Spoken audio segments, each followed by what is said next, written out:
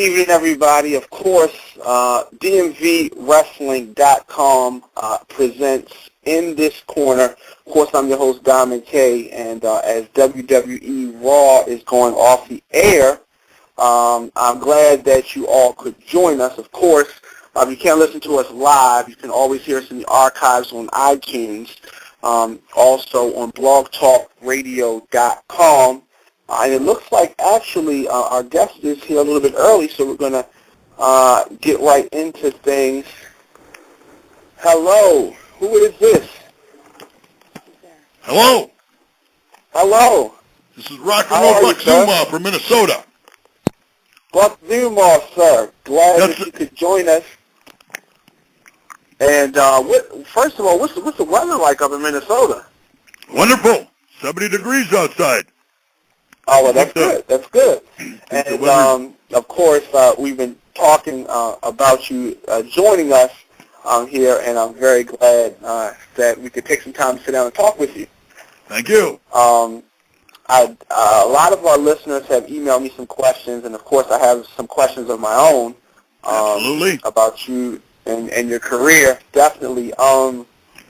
First of all, and I also want to talk about, if it's possible, some of your time in the AWA. Yes, sir. All right. I guess the first question I wanted to ask you is how you actually got started in the business.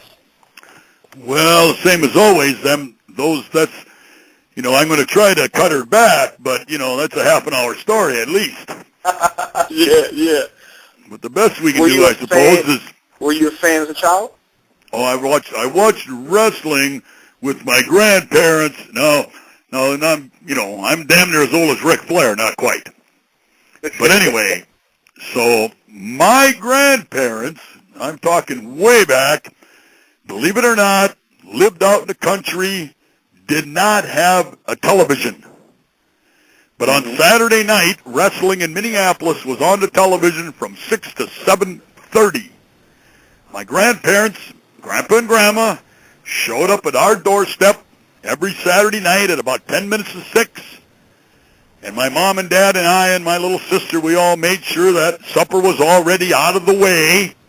And we would all watch wrestling from 6 to 7:30. And I would say this was maybe in the middle 60s, 62, 63, when I was like in grade school. So I guess I've had and always was a wrestling fan ever since I can remember. My dad, of course, and my grandparents, like I said, everybody was a big wrestling fan in those days. Okay? Definitely. And, of course, you grew up in Minnesota. Absolutely. The wrestling capital of the world. You name them, they came from here. Sergeant Slaughter, Ric Flair, even that Richard Blood, Ricky Steamboat, he was not from here, but him and I are the last two of the four that came through Verne Gane's wrestling camp, and we actually were almost the last ones to come through any kind of a wrestling school where they really kick the crap out of you. Most of the guys that get into business today, it's either some kind of a payoff or they're big buddies. That idea of torturing somebody is kind of slipping away now.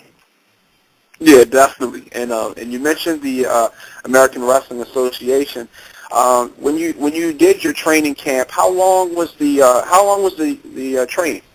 Well, we were there 5 days a week, and we got there at 9 in the morning. We wrapped it up about 2 in the afternoon, and they let us take a blessed 20 minutes at around dinner time. Well, of course, they're hammering and beating the crap out of us, so that would be the time maybe we had a little half a glass of water. You didn't want to drink too much water or eat anything because you just puke it out anyway. So it was about 5.5 hours. To tell you and tell people about it, it's almost like telling somebody some fantasy sex story because nobody believes you. They did exercises. Usually we did 100 at a time, and we did like 5, 6, 8 sets. We do 100 sit-ups, and then we make 30 seconds maybe, and then we do like 100 sit-ups. Or we would take turns. For an example, Scott Irwin, who's not with us anymore, he was one of the long riders, okay? He was one of the Texas Tag Team Champions with the Von Erichs. He was in camp with me, and another fella, I guess you can give him any name, Tom or Dick or Harry. He's not with us neither anymore. But he was about 270 pounds, and so was this Irwin. So they kind of like worked out together, and Ricky Steamboat and I were about the same size, so we always paired off. So for an example, I would hold his ankles while he did 100 sit-ups, and he would hold my ankles while I did 100 sit-ups. So you always had that time to suck some wind in while the other person was doing exercises other than the thousands of knee squats that we used to do. And God, every kind of exercise you could think of, we did them in the thousands. Amazing. Yes. I started camp at about 215, 218 pounds. And that last week or so, I weighed about 190, 185 pounds. I lost almost 25 pounds in like that 12-week deal. And then the running, and then, running backwards like for a mile. I'm not kidding you. And then you do, the stupid stuff like like I'm talking about, a duck walk where you walk in a squat position. Yeah. And we trained in the Sherlard Towers. He had a little gymnasium in the basement, so we had opportunity for 18 floors to run up and down, in the stairwells.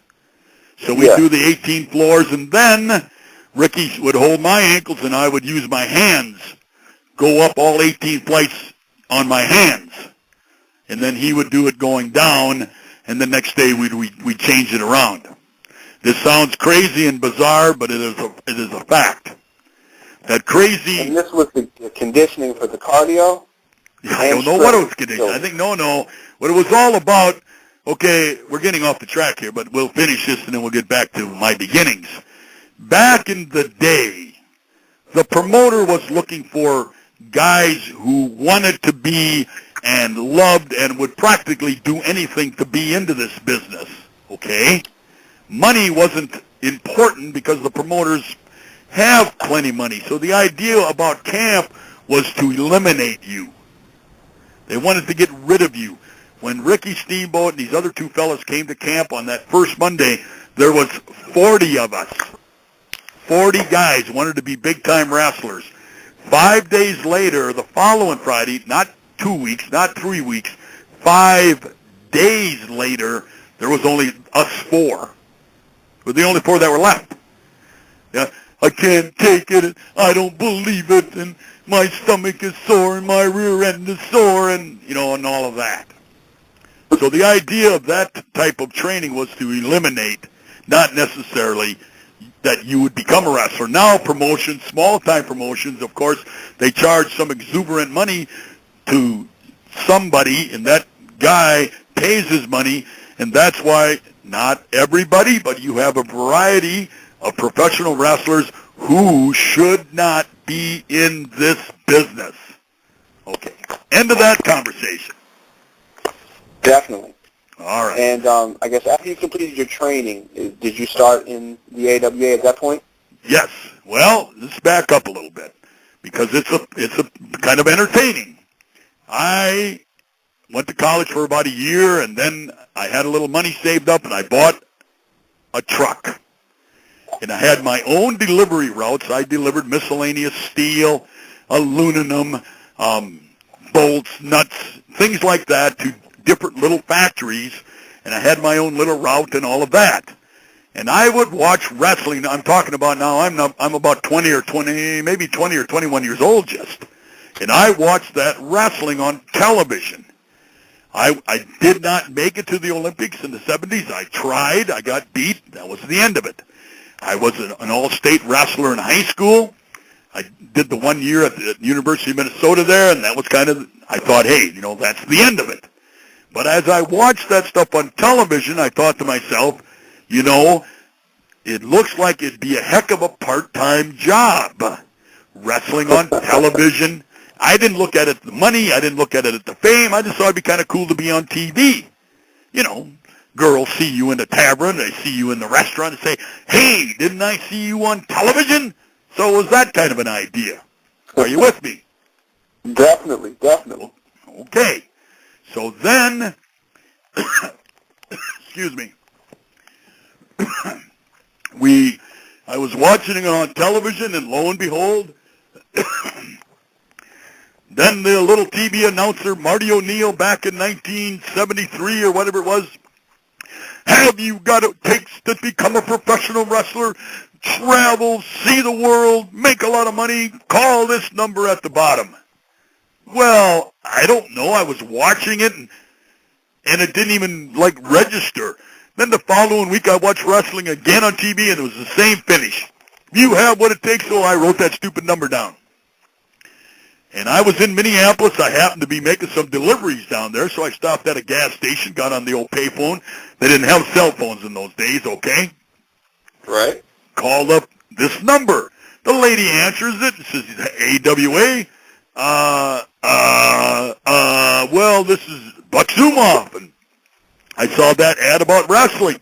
She said, well, if you're interested, you have to go to this certain address. They had this place out in the country, this great big old barn and a field road, and then this road that goes right up into the barn. And by golly, that's where they had the ring and all of that. So they gave me the address, and I had to get somebody to take my route for a couple of days. So I went there, and that's where I met Sergeant Slaughter was there, Buddy Rose was there, and a few other guys, obviously, Chris Taylor. Chris Taylor was there, I think. But anyway, there was a whole bunch of guys there, and boy, I was excited even to meet these guys. Billy Robinson was training it. Verne Gane was there. I'm a 180-pound, wet-behind-the-ears kid when I see all this stuff. Okay, well, Verne Gane is big in amateur wrestling, okay? So he wants to see if I know how to amateur wrestle. So he brings in big Bob Remus, Bob Slaughter, puts him on his hands and knees, and I'm supposed to ride him like you do in high school. Well, you know how long that lasted, about 30 seconds. But I think that Verne Gane saw that I am a wrestler. I've wrestled since I was, I wrestled in grade school and high school, and I started wrestling when I was about 3rd, 4th grade. So, of course, I know how to wrestle amateur. And old Verne, that was maybe a plus on my side. I went to camp for 3 days, and then the following week, Verne Gane came to me and said, kid, you didn't do too bad. I thought he was going to just tell me to get lost.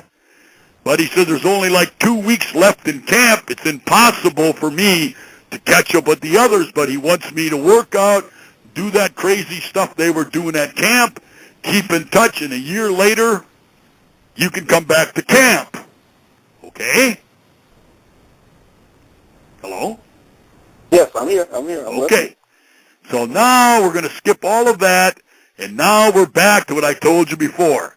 Got the letter in the mail, came down to the place where the gymnasium was, and there was Steamboat. I didn't know him from the Man in the Moon. These other 2 guys, and then these 36, 37 other guys, and there we were all in our old stinky tenor shoes and stinky sweatsuits. They lined us up 5, 6, 7 in a row like we were in the Army, and we started doing calisthenics. Now, some of them guys were throwing up and puking and all of that, and that's what happened for the first 5 days. Okay? And then after about 6 weeks of that crap, then they finally showed us how to put on a headlock. So we had about 6 weeks of just beating the crap out of us. Then we had the last 3 or 4 weeks we went through kind of the fundamentals, and the last week we actually then we did the fun stuff, jumping off the top rope and throwing each other out of the ring, and then we got our pictures taken, and we didn't have any character names. We only had our real names. We didn't, we weren't nobody.